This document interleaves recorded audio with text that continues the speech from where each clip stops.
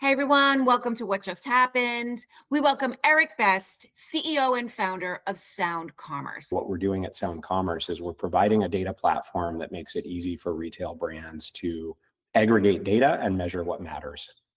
And this has culminated very recently in the launch of a commercial software product that we call Reactor. And it's designed to onboard retail data to modern cloud data warehouses for the purposes of generative AI exploration of the data, as well as traditional BI analytics and also digital marketing activation. I ran a consumer apparel brand in Southern California called Richer Poorer, which is now owned by Francesca's. And that was a real wake-up call. And for me, experiencing firsthand the complexity that goes along with all of direct-to-consumer retailing was a major educational moment. There are these moments in your career where you get the equivalent of an MBA in a few years. We had marketing technology at Richer Poorer. We could measure site traffic and we could measure conversion rate in our shopping cart, and we knew who was visiting and which ad campaigns they were coming from. As soon as we converted the shopper in the cart and our attention turned toward how to serve that shopper better, then the data went away. And I started to ask very simple questions of the business, like, hey, did we turn a profit on this order? And so it was that problem that basically set us out on this course to found SoundCommerce and try to solve the industry problem with a commercial product. By the time you account for the cost of goods sold, by the time you account for that 15% acquisition discount promotion, the digital marketing on the front end to acquire that shopper in the first place, and then all of the variable costs to fulfill and ship the order to the doorstep. In our case, we started with a 3PL warehouse. And so we were paying variable storage fees for every unit of inventory every month, and those were accumulating. And we were paying variable pick, pack, and ship fees. And then, of course, we were paying UPS and FedEx to get the product to the doorstep. And it turns out measuring that profitability is an exceptionally hard problem, because the data that is required to answer that question or perform that calculation sits all over the place, right? Your digital marketing spend is over here. Your parcel post carrier costs are over there. Sometimes brands can bring that together in a system like NetSuite and ERP and get to the basics. If you start talking about this concept of customer lifetime value, then the calculations become more complex, because now you have to track the identity of the shopper over time, understand what they bought first and what they bought next, and whether each of those transactions collectively adds up to a positive relationship with your customer. Love this. I love this. Nobody's actually ever talked about buy order profitability. I think because they probably don't want the answer. When you're looking at this data, this is not a question, this is my opinion, actually. Here's my opinion on when you're looking at order profitability. I don't think it lines up with customer lifetime value. I think it actually is a report card on the performance of the business. Not whether the customer chooses to come back, but it's more like when you start to see this pattern of repeatability, it's because you did the customer right. And the customer lifetime value narrative and coming at it from that point of view, I think is, and this is controversial, but I think that everyone's looking in the wrong place. No one's looking within to say, they didn't have a lifetime value. They are not sticky. Why not? Why are they not sticky? What happened along the way? And there's probably nothing wrong with saying certain customers are not a good fit, whether it's your pricing structure, or I know some people get kicked off the ride because maybe it's not the right price. They won't buy from you without a discount. And that's okay. That's okay. That becomes a segment, right? That becomes your sale marketing, right? Or it's maybe there's a return problem, so I do believe on understanding the orders holistically, the way that you discuss gives the retailer so much more information. I'll give you some really interesting real world examples of exactly the point you're making. Returns is a great example of something that is often hidden from the e-commerce platform, say Shopify or Salesforce Commerce Cloud, because those returns are being processed elsewhere. They might be processed in the ERP system, or you might have a dedicated platform like Happy Returns or Returnly to process those things. And so you have order transactions over here and you have returns over there, and tying out, call it bad customer behavior, someone who buys everything at a discount, takes advantage of a free shipping offer, and then returns everything because of whatever reason, root cause reason, size, fit, fashion. That's a very classic example of something that is typically hard to measure within the business. Something as simple as saying, and you brought this up already, that and we saw this at Rich or Poor as the cost of digital marketing on Facebook was skyrocketing over time. We had, leading up to the kind of COVID era where e-commerce exploded, there was already this arms race happening in terms of paid media spend. And so we were competing with all the other brands in kind of our SoCal lifestyle category, right? The elevated basics fashion category. And we just saw our costs increasing and increasing over time. And at some point, there's this moment of realization that you cannot spend an infinite amount on customer acquisition and expect to ever make that up in terms of an operating profit as a business. And maybe greatly oversimplified, our thesis when we started out is that every decision that you make as a brand operator, whether it's in marketing or merchandising or operations, simply comes down to this trade-off between, can I afford to serve the shopper better? And how far can I invest in that shopper experience that you described before profitable growth is no longer possible? And so you could just think of it as the dial or the meter, where you're constantly trying to strike this balance between amazing shopper experiences and a viable business model at the end of the day.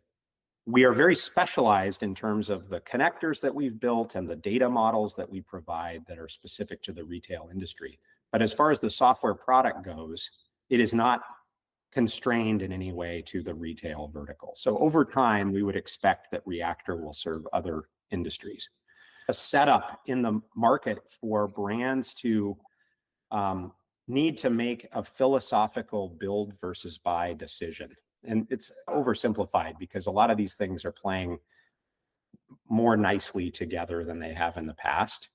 So like in really simple terms, you could buy a standalone CDP, or you can buy a data warehouse like Snowflake and use it as your CDP.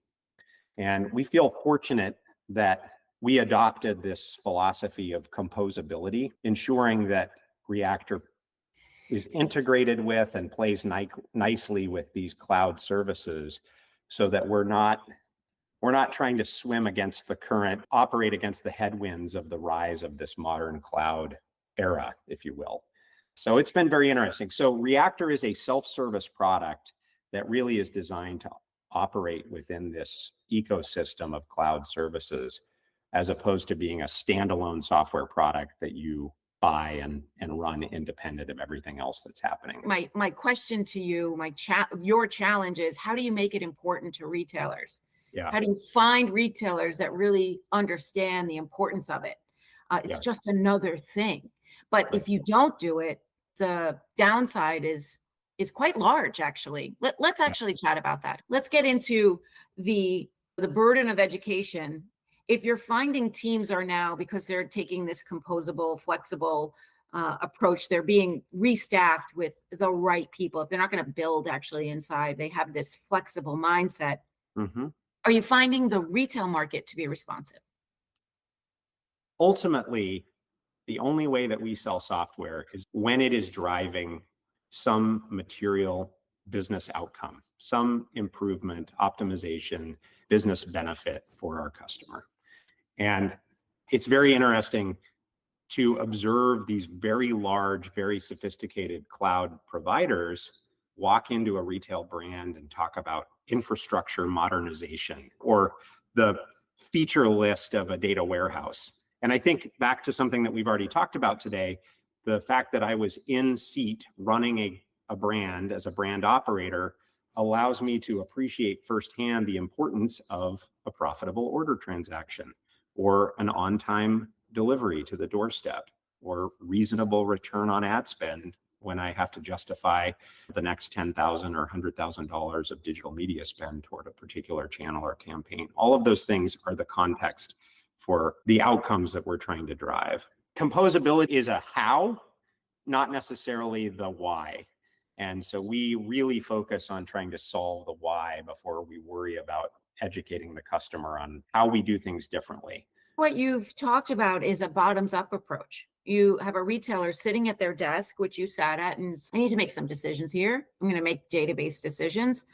Where are we at with this and this? And the cloud features and coming into the room is top down, and it's very high to the very top to actually what the data down here, my finger, what the day-to-day retailer executive is faced with and planning for and operating in that. Honestly, the operation window is like a 6 month, maybe a year, but very short time frame decisions, because you're usually changing it along the way anyway. There's a bit of a disconnect there between the big cloud and the retail. And I would say you're much closer to providing that tactical information that really bottom up helps a retailer make those decisions. I attended a retail CEO summit about a month ago in Europe, and I watched it was about a 7-minute demo. In the 7 minutes that he was on stage, he uploaded to ChatGPT for Omni a spreadsheet that had 4 million retail transactions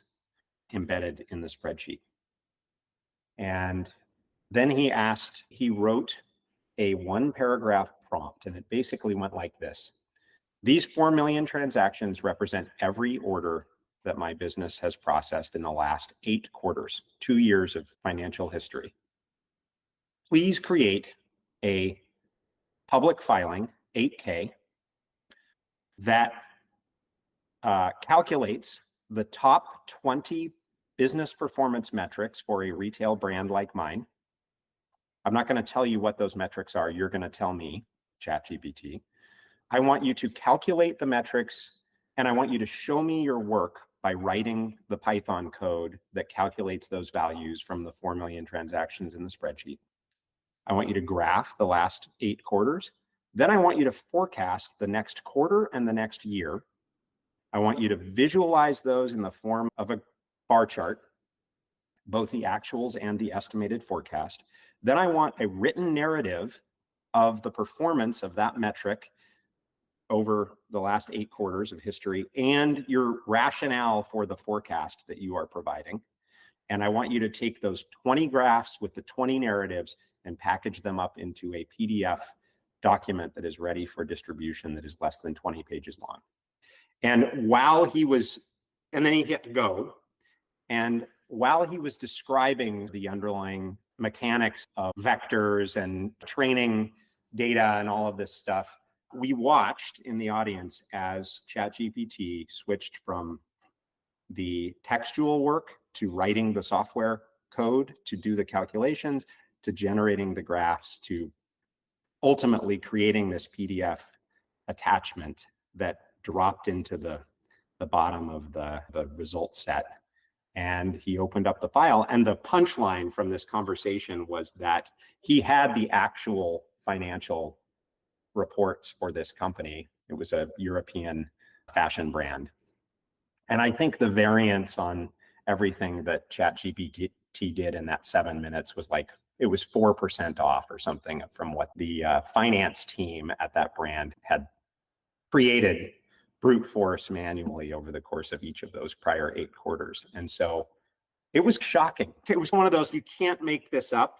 You can't fake this. Clearly, one of the cool things that Reactor does is it generates this metadata.